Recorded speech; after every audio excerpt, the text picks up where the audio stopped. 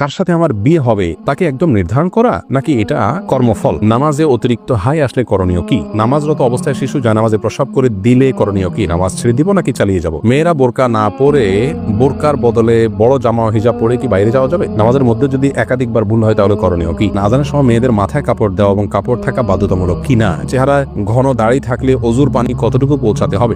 নেককার বিবি পাওয়ার জন্য করণীয় কি জানাবেন? কাউকে জীবনসঙ্গী পাওয়ার জন্য দোয়া করা যাবে কি না? সন্তান জন্ম নিলে কি তার কানে আজান দিতে হবে? কোনো কারণে না দিলে কি করতে হবে? আর বিলম্ব না করে আপনাদের ইতিমধ্যে যে প্রশ্নগুলো আমাদের কাছে এসেছে সেগুলোর উত্তর দেওয়া পালায় আমরা চলে যাই এবং শুরু করি আপনাদের প্রশ্নগুলোর উত্তর দেওয়ার ক্ষেত্রে। মেহরিন সুমি আপনি জানতে চেয়েছেন নামাজে অতিরিক্ত হাই আসলে করণীয় কি? হাই আসলে হাত দিয়ে সেটাকে বাধা দিবেন, বাস এটুকু, এর বাইরে আর বিশেষ কোনো করণীয় নেই। সেটা নামাজের বাইরে সর্ব অবস্থায়। হাবিবা ফারহানা জানতে চেয়েছেন নামাজরত অবস্থায় শিশু জানামাজে প্রস্রাব করে দিলে করণীয় কি? নামাজ ছেড়ে দিব নাকি চালিয়ে যাব?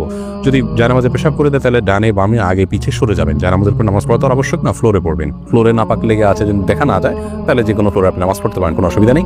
জানামাজে বাচ্চা পেশাব করে দিলে আস্তে করে নিজেকে সরিয়ে নিয়ে একটু দুই হাত এক হাত পেছনে ডানে বামে সরিয়ে আপনি নামাজ কমপ্লিট করতে পারেন, কোনো অসুবিধা নেই। লিমা আক্তার জানতে চেয়েছেন মহিলারা মাথার নিচের দিকে চুল খোপা করতে পারবে কিনা? পারবে, কোনো অসুবিধা নেই। নূরজাহান নূর আপনি জানতে চেয়েছেন মেয়েরা বোরকা না পরে বোরকার বদলে বড় জামা হিজাব পরে কি বাইরে যাওয়া যাবে? যেতে পারে, কোনো অসুবিধা নেই।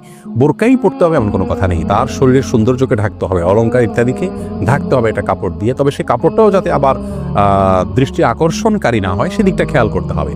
যে কোনো একটা কাপড় দিয়ে নিজের সৌন্দর্য ঢাকলেই চলবে, বোরকাই হতে এমন কোনো কথা নাই। জামা যদি হয় তাহলে সেই জামাটা যেন খুব বেশি চাকচিক্যপূর্ণ না হয় সেদিকটা খেয়াল রাখতে হবে এবং যথাসম্ভব পুরো শরীর যাতে ঢাকে সেরকম পোশাক পরতে হবে। নামাজের মধ্যে যদি একাধিকবার ভুল হয় তাহলে করণীয় কি?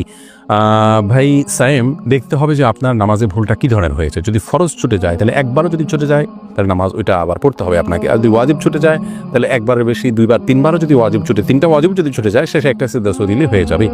আর যদি সুন্নাত বা নফল ছুটে তাহলে একাধিক ছুটলেও নামাজ হয়ে যাবে, যদিও তার মান কমে যাবে। ধ্রুব তারা এআইডি থেকে আপনি জানতে চেয়েছেন আজানের সময় মেয়েদের মাথায় কাপড় দেওয়া এবং কাপড় থাকা বাধ্যতামূলক কিনা? এ বিষয়ে আমাদের একটা ভিডিও আছে, আপনি দেখে নিতে পারবেন। আজানের সময় মেয়েদের কাপড় দেওয়া মাথায় এটা আবশ্যক কিনা? উত্তর হলো না।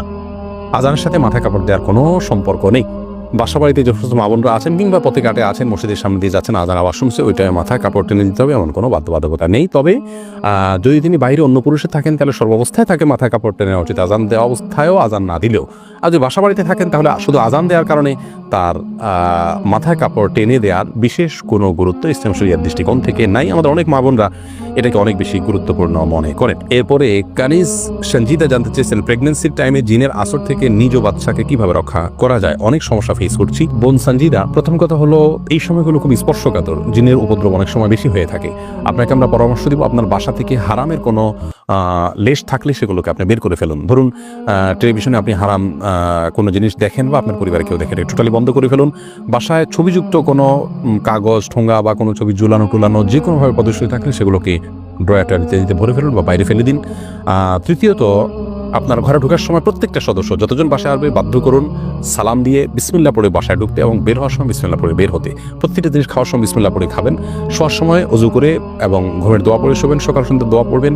এর পাশাপাশি আপনি সূরা বাকারা এটা উচ্চ ভলিউমে বা যতটুকু আপনার শুনতে সুবিধা হয় ততটুকু ভলিউমে মোবাইলে বা কোনো কিছু বাজিয়ে আপনি রেখে দিবেন, বা উচ্চস্বরে নিজে তেলাওয়াত করতে পারলে আরও ভালো।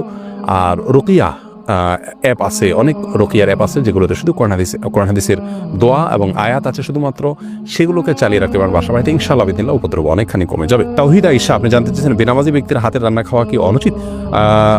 বেনামাজি ব্যক্তির হাতে রান্না খাওয়া যাবে, কোনো অসুবিধা নেই। আপনি কি খাচ্ছেন এটা হলো মূল বিষয়। নামাজি ব্যক্তি হারাম জিনিস খাইলে সেটা হবে হারাম, আর যদি বেনামাজি আপনাকে হালাল জিনিস খাওয়া খেতে পারেন, অসুবিধা নেই। হাফিজ মাহমুদ আপনি হাফিজ আল মাহমুদ জানতেছেন চেহারা ঘন দাড়ি থাকলে অজুর পানি কতটুকু পৌঁছাতে হবে?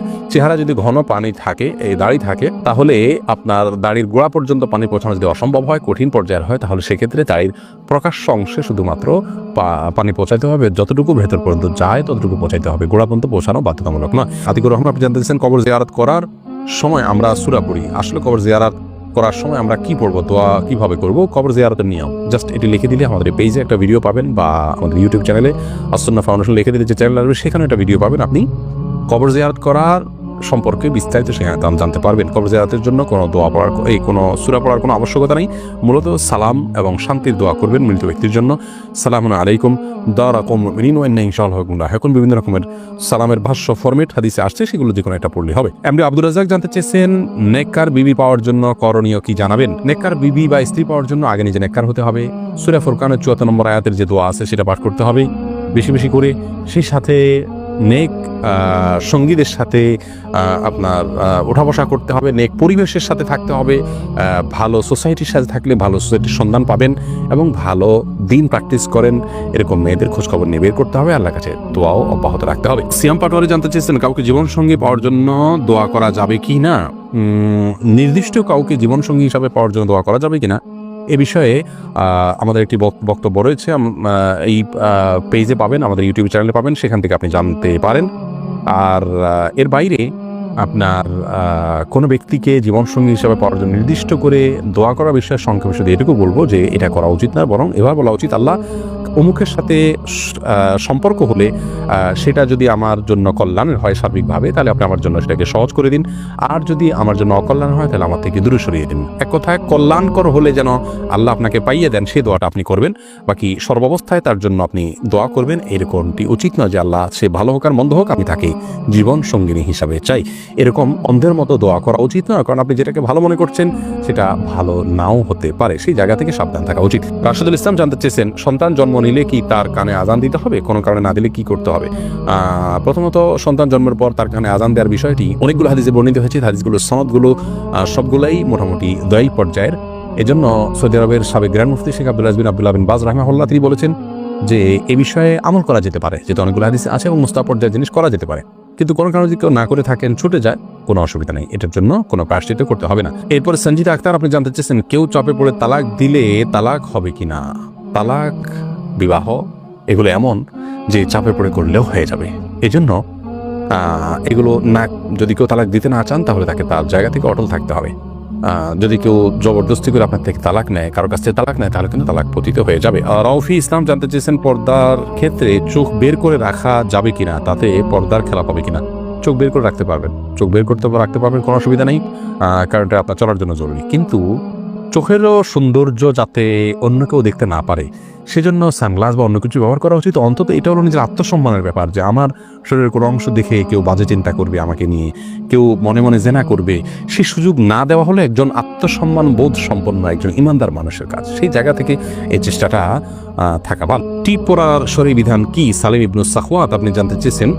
ভাই সালিম ইবনু সাখওয়াত, টিপ পরা একজন ইমানদার নারীর জন্য নানা কারণে শোভনীয় নয়। প্রথমত হিন্দুরা বিশেষ করে লাল টিপটা পরা উচিত নয়, আরও বেশি যে হিন্দুরা সিঁদুর পরে থাকেন এটা তাদের ধর্মীয় আদর্শের জায়গা থেকে হয়, সেইটার সাথে সাদৃশ্যপূর্ণ হয়ে যায়। সেই জায়গা থেকে ইমানদারকে অমুসলিমের সাথে সাদৃশ্যপূর্ণ সংস্কৃতিও গ্রহণ করতে ইসলাম নিষেধ করেছে। মান তাশাব্বাহা বিকওমিন ফাহুয়া মিনহুম, আবু দাউদ হাদিসে আসছে নবী সাল্লাল্লাহু আলাইহি ওয়াসাল্লাম বলেছেন যে ব্যক্তি কোনো জাতির সাথে সাদৃশ্য গ্রহণ করবে সে তাদের অন্তর্ভুক্ত হবে। এছাড়া যদি সাধারণ কোনো টিপ জাস্ট সৌন্দর্যের জন্য করেন, নারীরা স্বামীকে দেখানোর জন্য এবং ঘরের ভিতরে তো করতে পারেন, কিন্তু ফাসেকদের নিদর্শন, অমুসলিমদের আপনার সাথে সাদৃশ্যপূর্ণ সেই জায়গা থেকে একটি পরিহার করা উচিত। আর টিপ পরে বাহিরে যাওয়া বেপর্দাহীন বা পর্দাহীনভাবে সেটা তো কোনো অবস্থায় যায় না, সম্পূর্ণ হারাম। অতএব সে বিষয়ে আমাদের সাবধান থাকতে হবে। এমডি আনোয়ার খান আপনি জানতে চেয়েছেন কার সাথে আমার বিয়ে হবে তাকে একদম নির্ধারণ করা নাকি এটা কর্মফল। ভাই আনোয়ার, এটা নির্ধারণ করা আল্লাহ রাব্বুল আলামিন নির্ধারণ করে দিয়েছেন কার সাথে কার বিয়ে হবে। নবী করিম সাল্লাল্লাহু আলাইহি ওয়াসাল্লাম একটা হাদিস থেকে সুস্পষ্টভাবে বিষয়ে আমরা নির্দেশনা পাই।